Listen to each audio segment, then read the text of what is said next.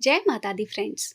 आज के इस वीडियो में हम दुर्गा सप्तशती के उत्तर चरित्र के अध्याय 9 एवं 10 का पाठ करेंगे। अध्याय 9 में निशुंभ वध की कथा है और अध्याय 10 में शुंभ के वध की कथा है। इससे पहले के अध्याय की वीडियो मैं अपने चैनल पर अपलोड कर चुकी हूँ, तो आप वो वीडियो सुन सकते हैं। क्योंकि प्रत्येक साधक के लिए नवरात्रों में दुर्गा सप्तशती का पाठ करना संभव नहीं होता है। ऐसे में वो साधक जो दुर्गा सप्तशती को सुनना चाहते हैं वो इस प्रकार वीडियो के माध्यम से सुन सकते हैं। हिंदी में दुर्गा सप्तशती का पाठ करने का अलग ही आनंद है। आपको माता के अलग अलग अवतारों और उन्होंने किस प्रकार से राक्षसों का वध किया था, कौन कौन से अवतार लिए थे, उन सबकी कथा को जानने का समय मिलता है। आज के इस वीडियो को प्रारंभ करने से पहले आप सभी से प्रार्थना है, वीडियो यदि आपको पसंद आए तो वीडियो को लाइक और चैनल को सब्सक्राइब जरूर कर दीजिएगा। चलिए अब हम इस अध्याय का पाठ प्रारंभ करते हैं। सबसे पहले 9वें अध्याय का पाठ करेंगे। पाठ को प्रारंभ करने से पूर्व प्रत्येक अध्याय में एक प्रार्थना है, तो वो प्रार्थना हम करेंगे। मैं अर्धनारीश्वर के श्री विग्रह की निरंतर शरण लेती हूँ। उनका वर्ण बंदूक पुष्प और स्वर्ण के समान रक्त पीत मिश्रित है। वह अपनी भुजाओं में सुंदर अक्षमाला, पाश, अंकुश और वरद मुद्रा धारण करते हैं। अर्धचंद्र उनका आभूषण है तथा वह 3 नेत्रों से सुशोभित है।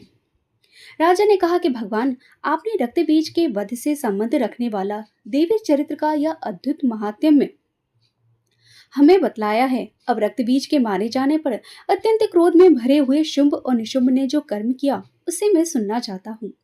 ऋषि कहते हैं कि राजन, युद्ध में रक्त बीज तथा अन्य दैत्यों के मारे जाने पर शुंभ और निशुंभ के क्रोध की सीमा न रही। अपनी विशाल सेना इस प्रकार मारी जाती देख निशुंभ अरमश में भरकर देवी की ओर दौड़ा। उसके साथ असुरों की प्रधान सेना थी। उसके आगे पीछे तथा पार्श्व भाग में बड़े बड़े असुर थे, जो क्रोध में होठ चबाते हुए देवी को मार डालने के लिए आए। महापराक्रमी शुंभ भी अपनी सेना के साथ मातृ गुणों से युद्ध करके क्रोधवश चंडिका को मारने के लिए आ पहुंचा। तब देवी के साथ शुंभ और निशुंभ का घोर संग्राम छिड़ गया। वे दोनों दैत्य मेघों की भांति भयंकर वर्षा कर रहे थे। उन दोनों के चलाए हुए बाणों को चंडिका ने अपने बाणों के समूह से तुरंत काट डाला और शस्त्र समूहों की वर्षा करके उन दोनों दैत्यपतियों के अंगों में भी चोट पहुंचाई।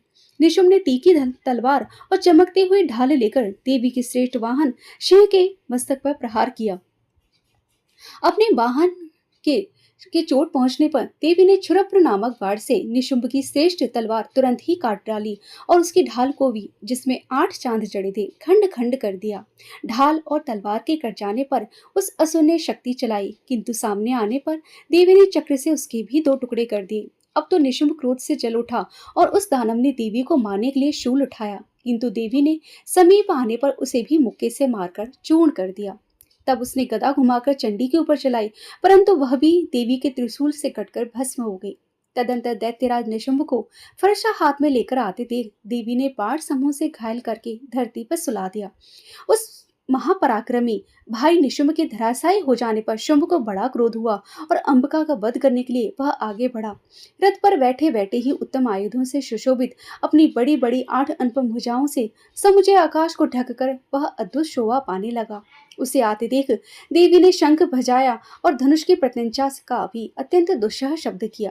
साथ ही अपने घंटे के शब्द से, जो समस्त दैत्य सैनिकों का तेज नष्ट करने वाला था, संपूर्ण दिशाओं को व्याप्त कर दिया। तदनुसार सिंह ने भी अपनी दहाड़ से, जिसे सुनकर बड़े बड़े गजराजों का महान मद दूर हो जाता था, आकाश, पृथ्वी और 10 दिशाओं को गुंजा दिया। फिर काली ने आकाश में उछलकर अपने दोनों हाथों से पृथ्वी पर आघात किया। उससे ऐसा भयंकर शब्द हुआ जिससे पहले के सभी शब्द शांत हो गए। तत्पश्चात शिवदूती ने दैत्यों के लिए अमंगलजनक अट्टहास किया। इन शब्दों को सुनकर समस्त असुर थर्रा उठे, किंतु शुंभ को बड़ा क्रोध हुआ।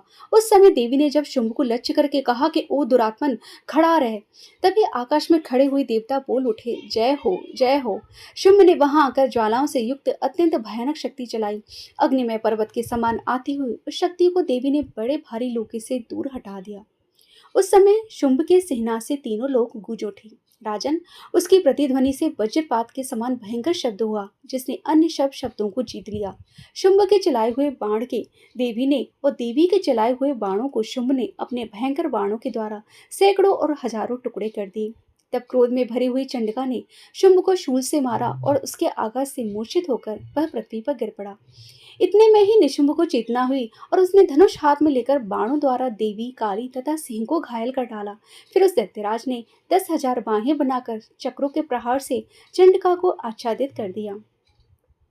तब दुर्गम पीड़ा का नाश करने वाली भगवती दुर्गा ने कुपित होकर अपने बाणों से उन चक्रों तथा बाणों को काट गिराया। यह देख निशुंभ दैत्यों के साथ चंडिका का वध करने के लिए हाथ में गदा लेकर बड़े बेग से दौड़ा। उसे आते ही देख चंडी ने तीखी धार वाली तलवार से उसकी गदा को शीघ्र ही काट डाला और अपने शूल हाथ में लिया और देवताओं को पीड़ा देने वाले निशुंभ को शूल से उसकी छाती छेद डाली। शूल से विदीर्ण हो जाने पर उसकी छाती से एक दूसरा महाबली एवं महापराक्रमी पुरुष खड़ी रह कहता हुआ निकला। उस निकलते हुए पुरुष की बात सुनकर देवी ठठाकर हंस पड़ी और खड्ग से उन्होंने उसका मस्तक काट डाला। फिर तो वह पृथ्वी पर गिर पड़ा। तदंतर सिंह अपनी दाढ़ों से अश्व की गर्दन कुचलकर खाने लगा। यह बड़ा भयंकर दृश्य था। उधर काली तथा शिवदूती ने भी अन्यान्य दैत्यों का भक्षण आरंभ किया। कुमारी की शक्ति से विदीर्ण होकर कितने ही महादैत्य नष्ट हो गए। ब्रह्माणी के मंत्रपूत जल से निस्तेज होकर कितने ही भाग खड़े हुए। कितने ही दैत्य महाश्रय के त्रिशूल से छिन्न भिन्न और धराशाही हो गए।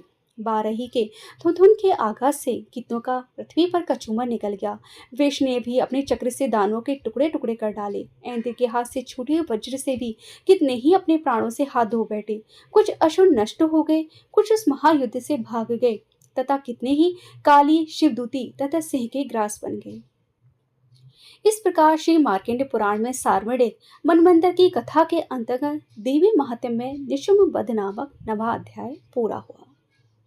अब हम 10वें अध्याय में शुंभ वध की कथा सुनेंगे। इससे पहले भी एक प्रार्थना है। मैं मस्तक पर अर्धचंद्र धारण करने वाली शिव शक्ति स्वरूपा भगवती कामेश्वरी का हृदय से चिंतन करती हूँ। वे तपाए हुए स्वर्ण के समान सुंदर हैं। सूर्य, चंद्रमा और अग्नि, ये ही 3 उनके नेत्र हैं तथा वे अपने हाथों में धनुष, बाण, अंकुश, पाश और शूल धारण किए हुए हैं। ऋषि कहते हैं कि राजन, अपने प्राणों के समान प्यारे भाई निशुंभ को मारा गया देख तथा सारी सेना का संहार होता जान शुंभ ने कुपित होकर कहा कि दुष्ट दुर्गे, तू बल के अभिमान में आकर झूठ मूठ का घमंड न दिखा।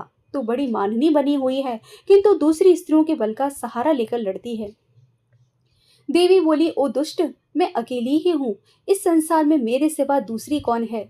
देख, ये मेरी ही विभूतियां हैं, अतः मुझ में ही प्रवेश कर रही हैं। तदंतर ब्रह्माणी आदि समस्त देवियां अंबिका देवी के शरीर में लीन हो गई। उस समय केवल अंबिका देवी ही रह गई।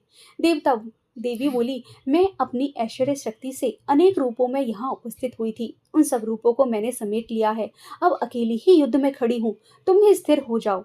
ऋषि कहते हैं कि तदंतर देवी और शुंभ दोनों में सब देवताओं और दानवों के देखते देखते भयंकर युद्ध छिड़ गया। बाणों की वर्षा, तीखे शस्त्रों एवं दारुण अस्त्रों के प्रहार के कारण उन दोनों का यह युद्ध सब लोगों के लिए बड़ा भयानक प्रतीत हुआ। उस समय अंबिका देवी ने जो सैकड़ों दिव्य अस्त्र छोड़े, उन्हें दैत्यराज शुंभ उनके निवारक अस्त्रों के द्वारा काट डाला। इसी प्रकार शुंभ ने जो भी दिव्य अस्त्र चलाए, उन्हें परमेश्वरी ने भयंकर हुंकार शब्द के उच्चारण आदि के द्वारा खिलवाड़ में ही नष्ट कर डाला। तब उस असुर ने सैकड़ों बाणों से देवी को आच्छादित कर दिया। यह देख क्रोध में भरी हुई देवी ने बाण मारकर उसका धनुष काट डाला। धनुष कट जाने फिर दैत्यराज ने शक्ति हाथ में ली, किंतु देवी ने चक्र से उसके हाथ की शक्ति को भी काट गिराया। तत्पश्चात दैत्यों के स्वामी शुंभ ने 100 चांद वाली चमकती हुई ढाल और तलवार हाथ में ले उस समय देवी पर धावा किया। उसके आते ही चंडिका ने अपने धनुष से छोड़े हुए तीखे बाणों के द्वारा उसकी सूर्य किरणों के समान उज्जवल ढाल और तलवार को तुरंत काट दिया। फिर इस दैत्य के घोड़े और सारथी भी मारे गए। धनुष तो पहले ही कट चुका था। अब उसने अंबिका को मारने के लिए उद्यत हो भयंकर मुदगर हाथ में लिया। उसे आते देख देवी ने अपने तीक्ष्ण बाणों से उसका मुदगर भी काट डाला। जिस पर वह असुर मुक्का तानकर बड़े बेग से देवी की ओर झपटा और उस दैत्यराज ने देवी की छाती में मुक्का मारा। तब देवी ने भी उसकी छाती में एक चांटा जड़ दिया। देवी का थप्पड़ खाकर दैत्यराज शुंभ पृथ्वी पर गिर पड़ा, किंतु पुनः सहसा पूर्ववत उठकर खड़ा हो गया और फिर वह उछला और देवी को ऊपर ले जाकर आकाश में खड़ा हो गया।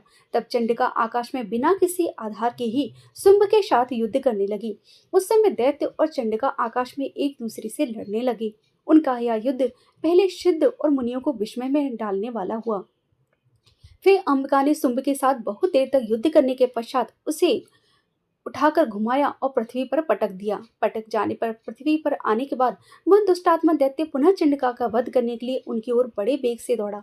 तब समस्त दैत्यों के राजा शुंभ को अपनी ओर आता हुआ देखकर देवी ने त्रिशूल से उसकी छाती छेद कर उसे पृथ्वी पर गिरा दिया।